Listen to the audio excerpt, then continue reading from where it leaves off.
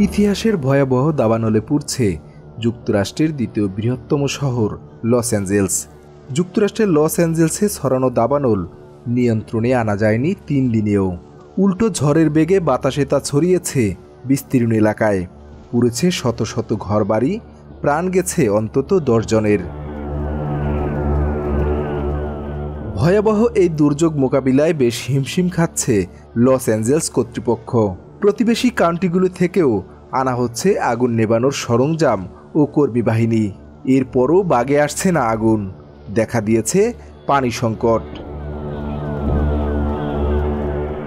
Loss অ্যাঞ্জেলসের এমন পরিস্থিতিতে প্রশ্ন উঠেছে, কেন এই দাবানল এতটা ভয়ঙ্কর রূপ ধারণ করল, সেই সাথে কেন তা নিয়ন্ত্রণের বাইরে চলে গেল।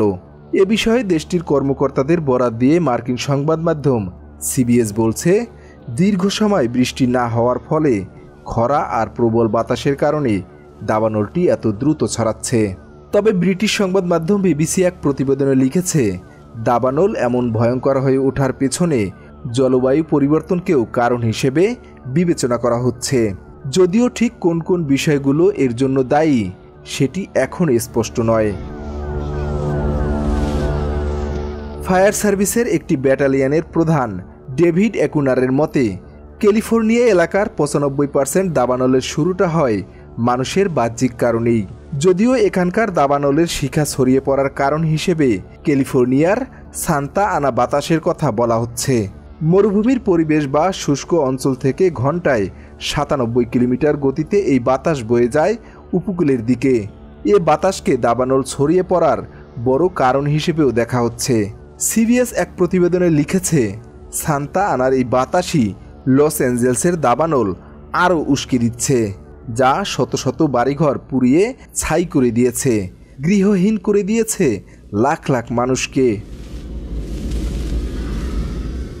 শুষ্ক আর উচ্চ পর্যায়ের সান্তা আনা বাতাস বেশ শক্তিশালী। যুক্তরাষ্ট্রের নেভাডা, উটাহো ও ক্যালিফোর্নিয়ার দক্ষিণাঞ্চলের শুকনো এলাকা থেকে এটি উড়ে আসে। সান্তা আনার বায়ু স্বাভাবিকভাবেই উষ্ণ, কারণ সেটি গ্রেট বেসিনে মরুভূমির মতো পরিবেশ সৃষ্টি হয়। এ সম্পর্কে ক্যালিফোর্নিয়া ইউনিভার্সিটির পরিবেশ ইনস্টিটিউটের পরিচালক অ্যালেক্স হল বলেন, জলবায়ু পরিবর্তন কিভাবে সান্তা আনা বাতাসকে প্রভাবিত করছে সে বিষয়ে বিজ্ঞানীরা নিশ্চিত নন, তবে উষ্ণ তাপমাত্রা আগুনের আকার বাড়িয়ে দেয়। এছাড়া খরা ও প্রবল বাতাস দাবানল আরও উস্কে দিলেও বিশেষজ্ঞরা বলছেন, জলবায়ু পরিবর্তনও এ ধরনের প্রাকৃতিক দুর্যোগের বড় একটি কারণ। যুক্তরাষ্ট্রের সরকারি গবেষণায় দেখা গেছে, দেশটির পশ্চিমাঞ্চলে বড় দাবানলের সঙ্গে জলবায়ু পরিবর্তনের সম্পর্ক রয়েছে।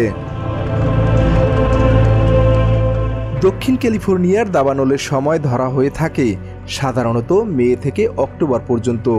তবে এই অঙ্গরাজ্যের গভর্নর গ্যাভিন নিউজম এর আগে বলেন, দাবানল আমাদের জন্য বহুবর্ষজীবী বা দীর্ঘ সময়ের সমস্যা হয়ে দাঁড়িয়েছে, এর কোনো মৌসুম নেই।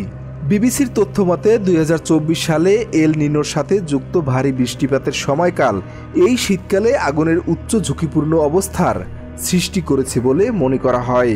এই কারণেই লস অ্যাঞ্জেলসে আগুন এত ভয়াবহ। এডিনবার্গ বিশ্ববিদ্যালয়ের অগ্নিবিজ্ঞান গবেষক রোরি হ্যাডেন বলেন, বৃষ্টি সাধারণত আগুনের জন্য খারাপ জিনিস বলে মনে করা হয়, এবং যদি আগুনের সময় বৃষ্টি হয় তবে তা আগুনের জন্য খারাপ জিনিস।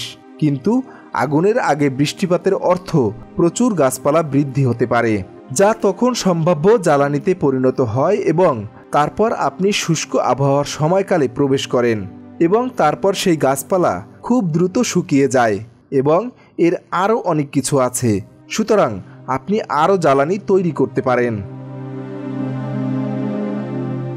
UK centre for ecology and হাইড্রোলজির বন্য আগুনের বিজ্ঞানী মারিয়া লুসিয়া ফেরেইরা বারবোসা এক বিবৃতিতে বলেছেন, 2024 সালে আর্দ্র আবহাওয়ার সময়কালের পরে একটি শুষ্ক সময়কাল দাবানল ছড়ানোর জন্য নিখুঁত পরিস্থিতি তৈরি করেছিল। খুব আর্দ্র থেকে খুব শুষ্ক আবহাওয়ায় এই পরিবর্তনকে হাইড্রোক্লাইমেট হুইপ্লাস বলা হয়। একটি সাম্প্রতিক গবেষণাপত্রে দেখা গেছে যে 20 শতকের মাঝামাঝি থেকে বিশ্বব্যাপী হাইড্রোক্লাইমেট হুইপ্লাসের ঝুঁকি 31 থেকে 66% পর্যন্ত বৃদ্ধি পেয়েছে।